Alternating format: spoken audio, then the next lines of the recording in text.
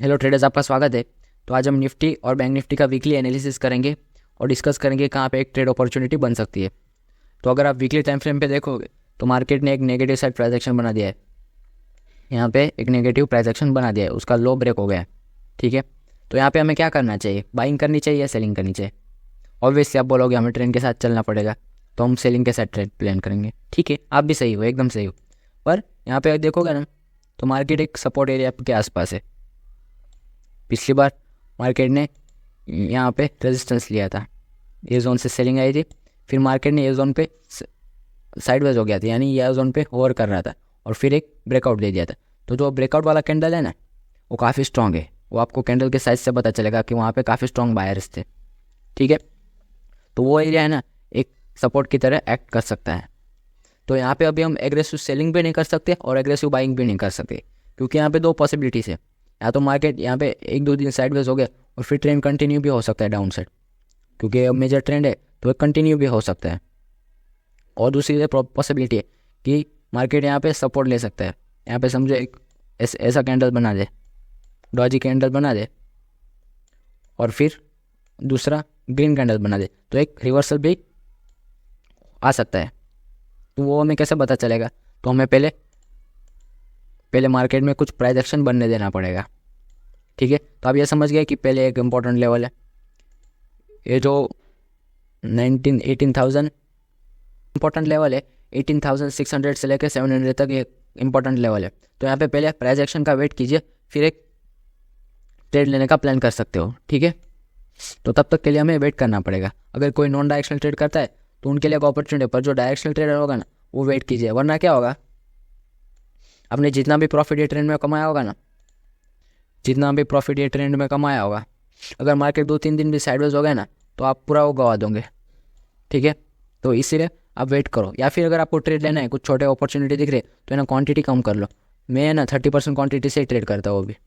मतलब अगर कुछ ट्रेड बनेगा तो 30% क्वांटिटी से ही ट्रेड करूँगा। ठीक है, तो यहाँ पे पहले कुछ प्राइस एक्शन बनने का वेट करिए, क्योंकि मैं अभी आपको नहीं रिकमेंड करूँगा कि आप यहाँ पे कुछ ट्रेड लो। मैं आपको ये रिकमेंड करूँगा कि यहाँ पे आप वेट कीजिए, कुछ प्राइस एक्शन बनने दीजिए। क्योंकि अगर यहाँ पे बोलोगे कि मार्केट यहाँ पे साइडोज हो गए, यहाँ पे हम बाई कर सकते हैं, उसका कोई रीज़न नहीं। गैप फिलिंग के लिए एक बाइंग ट्रेड बन सकता है, पर वो रिस्क टू रिवॉर्ड के हिसाब से प्रेफरेबल नहीं रहेगा, क्योंकि मार्केट में एक ट्रेंड डाउन साइड है।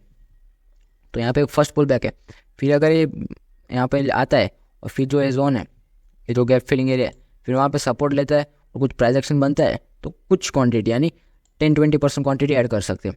फिर वैसे मार्केट धीरे धीरे ऊपर जाएगा। फिर जो मेजर एरिया है, क्योंकि ये जो फर्स्ट बुल पैक पे जो जहाँ पे सेलिंग आई होगी, अगर उस पे यहाँ पे हॉल्ट करता है, वो एरिया पे हॉल्ट करता है, और फिर जो सेलिंग आई है उसके ऊपर मार्केट ट्रेड करना चालू करता है, उसके ऊपर कुछ प्राइस एक्शन बनता है, तो वहाँ पे हम ट्रेड करने का प्लान कर सकते हैं और क्वांटिटी ऐड करने का प्लान कर सकते हैं। ठीक है, उस हिसाब से ट्रेड किया जाता है। अगर आप यहाँ पे बाइंग करोगे तो यहाँ पे तो फर्स्ट पुल बैक है, तो ट्रेंड कंटिन्यू भी हो सकता है, ये ट्रेंड कंटिन्यू भी हो सकता है, तो वहाँ पे आपका स्टॉप लॉस हिट हो सकता है।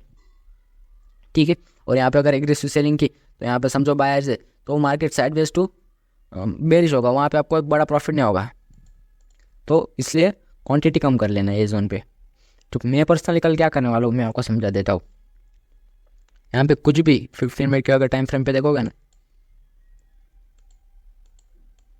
यहाँ पे कुछ भी अगर नेगेटिव प्राइस एक्शन बनता है जोन के नीचे, इस जोन के नीचे कुछ मान लीजिए ऐसा कल इस जोन में ओपन होता है और यहाँ पे कुछ 15 मिनट में ऐसा कुछ प्राइस एक्शन बनता है, तो मैं कल 20-25% क्वांटिटी से ट्रेड करूँगा। या फिर अगर कुछ अच्छा प्राइस एक्शन बनता है, कुछ प्रीमियम अच्छे, तो फिर क्वांटिटी ऐड करूँगा। अदरवाइज 20-25% क्वांटिटी से ट्रेड करूँगा। ठीक है, और छोटे से स्टॉप लॉस के साथ, और एक रिवॉर्ड काफ़ी अच्छा बैठेगा, इसलिए छोटी क्वांटिटी के साथ ट्रेड करूँगा। बाइंग के लिए कोई भी प्लान नहीं है मेरा। अगर बाइंग करना है ना, तो आप फिर निफ्टी देख सकते हो, उसको हम आगे डिस्कस करेंगे।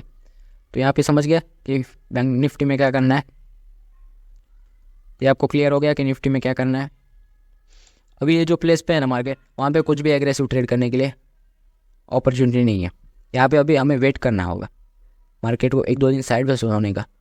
अगर 1-2 दिन साइडवेज हो गया तो फिर एक प्लेस बन सकती है, वहाँ पे आपको एक जोन दिखेगा कि वो कहाँ से बाइंग आ सकती है, कहाँ पे सेलिंग आ सकती है। ठीक है, तो हम बैंक निफ्टी देख लेते हैं अभी।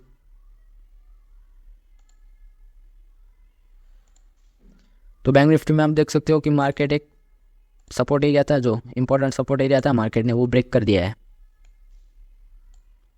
पिछली बार मार्केट ने एज वन से रेजिस्टेंस लिया था, यहाँ से सेलिंग आई, फिर मार्केट ने ओज वन पे वेट किया, जो एरिया वेट किया, और फिर वहाँ से शार्प बाइंग आई, यानी यहाँ पे बायर्स थे। ये जो बड़ी कैंडल है वहाँ पे बायर्स थे। फिर वापस मार्केट ऊपर गया, यहाँ पे सपोर्ट लिया, जो जोन थे उसको रिस्पेक्ट दिया, फिर वापस ऊपर गया, और अभी वो जोन का ब्रेकडाउन हो गया है। तो यानी क्लियर दिख रहा है कि आपको मार्केट ने जो इंपॉर्टेंट लेवल था उसका ब्रेकडाउन दे दिया है। तो यहाँ पे हम सेलिंग के साइड ही प्लान करेंगे, यहाँ पे हम कुछ बाइंग के साइड नहीं प्लान करेंगे, ठीक है। तो वो कैसे प्लान करेंगे वो डिस्कस कर लेते हैं पहले डेली टाइम फ्रेम पे आके। तो डेली टाइम फ्रेम पे यहाँ पे देख सकते हो कि मार्केट ने यहाँ जोन पे एक प्राइस एक्शन बना दिया, यहाँ पे मार्केट ने वेट किया, फिर ये बाइंग आई थी, ठीक है। तो इसलिए आप देख सकते हो कि यहाँ पे एक बाइंग आया है, पर ये मेजर एरिया नहीं, जो मेजर एरिया था ना, जो मेजर सपोर्ट एरिया था वो ये एरिया था। यहाँ पे सपोर्ट लिया है, पर यहाँ पे मैं सेलिंग के लिए प्लानिंग करूँगा। अगर यहाँ पे आप देखोगे ना तो ट्रेंड होगा, ये पॉज एरिया होगा, यहाँ पे पॉज लेगा और फिर ट्रेंड कंटिन्यू हो सकती है, क्योंकि जो एरिया है ना 39,000 40,000 वाला लेवल, वो बहुत इंपॉर्टेंट एरिया है, बहुत मतलब बहुत इंपॉर्टेंट एरिया है, ठीक है। इतना इंपॉर्टेंट एरिया नहीं, दो ही इंपॉर्टेंट एरिया था, एक ये लेवल इंपॉर्टेंट था और एक ये लेवल इंपॉर्टेंट है, बस। बीच में आपको वॉलेटिलिटी और ट्रेंडिंग मार्केट देखने को मिल सकता है। तो यहाँ पे हम सेलिंग के साइड ही प्लान करेंगे, ठीक है। तो आइए देख लेते हैं एग्जैक्टली कहाँ पे हम ट्रेड ले सकते हैं। मार्केट में बायर्स तो थे, निफ्टी में भी बायर्स थे और बैंक निफ्टी में भी बायर्स थे।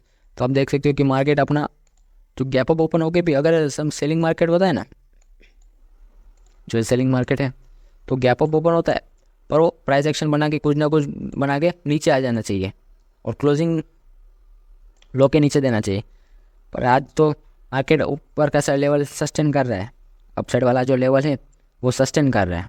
तो यानी एक इंडिकेशन दे रहा है मार्केट आपको कि यहाँ पे बायर्स है, अंधाधुन सेलिंग मत करो, कुछ प्राइस एक्शन का वेट करो। यहाँ पे देख सकते हो, मैंने आपको बताया था कि यहाँ पे मैंने एक सेलिंग के साथ ट्रेड लिया था, कॉल सेलिंग के साथ ट्रेड लिया था, वो मेरा ऐसे लिट हो गया, देख रहे हो। तो इसलिए, और मैंने उस रील्स में बताया था कि मैंने क्वांटिटी बहुत कम ली है। उसका रीज़न ये था क्योंकि मार्केट जो लेवल पे सस्टेन कर रहा था, जो हिसाब से सस्टेन कर रहा था, वैसा बहुत आपको कम देखने को मिलता है।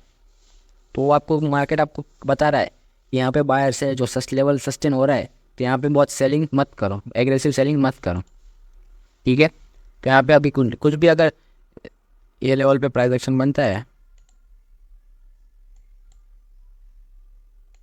अगर इसके नीचे ऐसे कुछ प्राइस एक्शन बनता है तो ही प्लान करना कॉल सेलिंग के साथ। बाकी ऑप्शन बाइंग के लिए अभी स्पेस नहीं है, मैंने आपको बताया था ऑप्शन बाइंग के लिए कहाँ पे स्पेस था। ये ब्रेकडाउन पे ऑप्शन बाइंग करो, वहाँ पे स्पेस था ऑप्शन बाइंग का, यहाँ पे कोई स्पेस नहीं है ऑप्शन बाइंग का, ठीक है। तो यहाँ पे सेल और राइज ही प्लान करना, क्योंकि हमें ट्रेंड के साथ ही चलना है, ठीक है। तो ये समझ गया आप।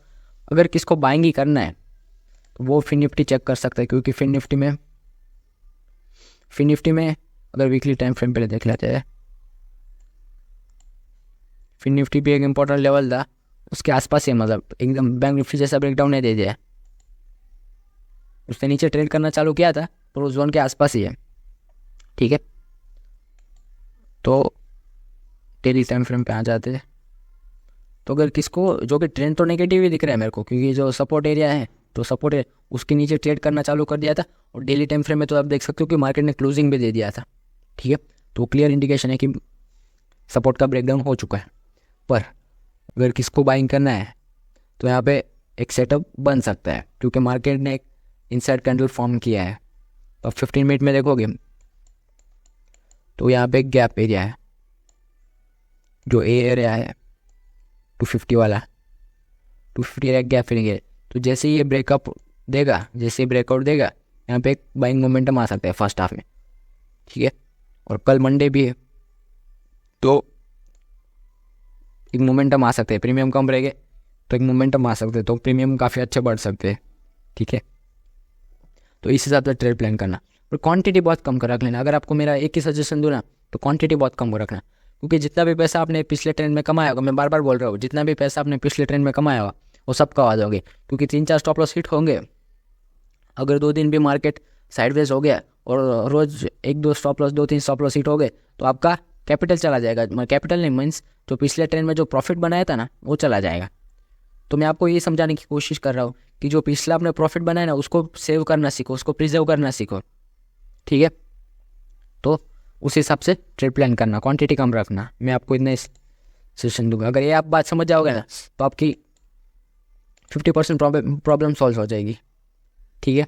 और एक प्राइस एक्शन का वेट हो करना। यहाँ पे तो बनता है ट्रेंड, अगर ट्रेंड आ भी गया, अगर ट्रेंडिंग मार्केट आ भी गया तो भी आपको कुछ ना कुछ क्वांटिटी में प्रॉफिट होगा। पर जो प्रोबेबिलिटी है ना ट्रेंडिंग मार्केट की वो भी थोड़ी कम दिख रही है।